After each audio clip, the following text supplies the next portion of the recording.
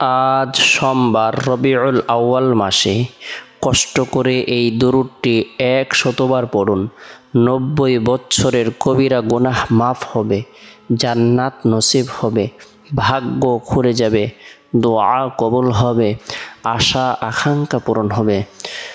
সোমবারের দিন সাপ্তাহিক উত্তম দিনসমূহের মধ্যে অন্যতম একটি দিন। সোমবারের দিন মাহাত্ম্যপূর্ণ একটি দিন, তাৎপর্যপূর্ণ একটি দিন, ফজিলতপূর্ণ একটি দিন, বরকতপূর্ণ একটি দিন। আজকের সোমবারের দিনটি রবিউল আউয়াল মাসের মধ্যে পড়েছে। রবিউল আউয়াল মাস হিজরি সনের ৩য়তম মাস। এই মাসটি 12টি মাসের মধ্যে ফজিলতের দিক থেকে ঊর্ধ্বে এবং এই মাসের মর্তবা সর্বাপেক্ষা বেশি।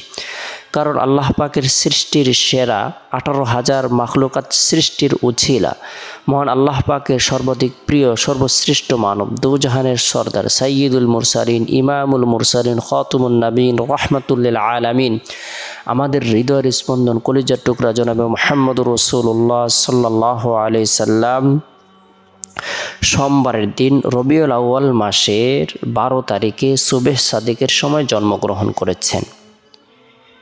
আবার এই মাসেই তিনি বিশ্ববাসীকে শোক সাগরে ভাসিয়ে মহান প্রভুর সান্নিধ্যে চলে গিয়েছেন। তাই সোমবারের দিনটি অত্যন্ত বরকতপূর্ণ একটি দিন। এই দিনটিকে স্বয়ং নবী করিম সাল্লাল্লাহু আলাইহি সাল্লাম গুরুত্ব দিয়েছেন। আমরাও যদি এই দিনটিকে গুরুত্ব দেই, এই দিনে নফল ইবাদত বন্দেগী করি, নফল নামাজ পড়ি, কোরআন তেলাওয়াত করি, জিকির আজকার করি, তাসবিহ তাহলিল পাঠ করে রব্বুল আলামিনের দরবারে রুনাজারি করি, আল্লাহ পাক রব্বুল আলামিন আপনার আমার জীবনের সগীরা কবিরা জাহিরি বাতিনি শিরিক বিদআত ইচ্ছায় অনিচ্ছায় গোপনে প্রকাশ্যে সকল গুনাহগুলোকে মাফ করে দিবেন। আল্লাহ তাআলা ভাগ্যকে পরিবর্তন করে দিবেন, দোয়াকে কবুল করবেন, আশা আকাঙ্ক্ষাকে পূরণ করে দিবেন।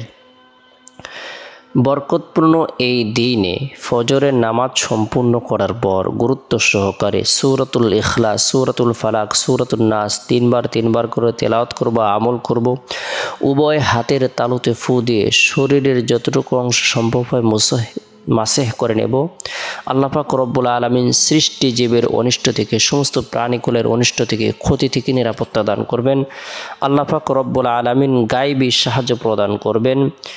আল্লাহ তাআলা মানুষ শয়তান, জিন শয়তান, খবিশ শয়তান, সকল ধরনের শয়তানের চক্রান্ত থেকে নিরাপত্তা দান করবেন। তাই এই 3টি সূরা আমল করব। এরপরে সোমবারের দিন জোহরের নামাজ সম্পূর্ণ করার পর নিরিবিলি এক পরিবেশের মধ্যে বসে গুনাহ মাফের উদ্দেশ্যে তওবার নিয়তে গুরুত্ব সহকারে 100বার ইস্তিগফারের আমল করব। আস্তাগফিরুল্লাহ রাব্বি মিন কুল্লি যামবি ওয়া আতুবু ইলাইহি, আস্তাগফিরুল্লাহ রাব্বি মিন কুল্লি যামবি ওয়া আতুবু ইলাইহি।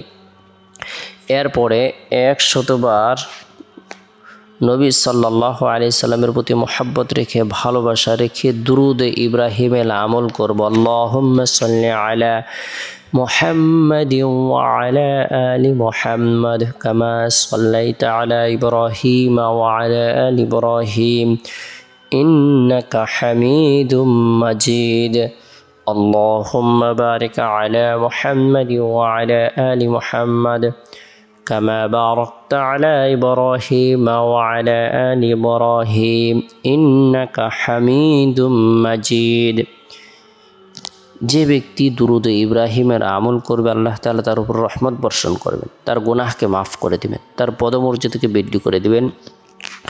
নবীর জন্মের মাসে রবিউল আউয়াল মাসে আমরা যদি অধিক পরিমাণে দুরুদের আমল করি, নবী সাল্লাল্লাহু আলাইহি সাল্লাম খুশি হবেন, আল্লাহও খুশি হবেন। আমাদের যত ধরনের চাওয়া পাওয়া রয়েছে সকল ধরনের চাওয়া পাওয়াগুলোকে আল্লাহ তাআলা পূরণ করে দেবেন।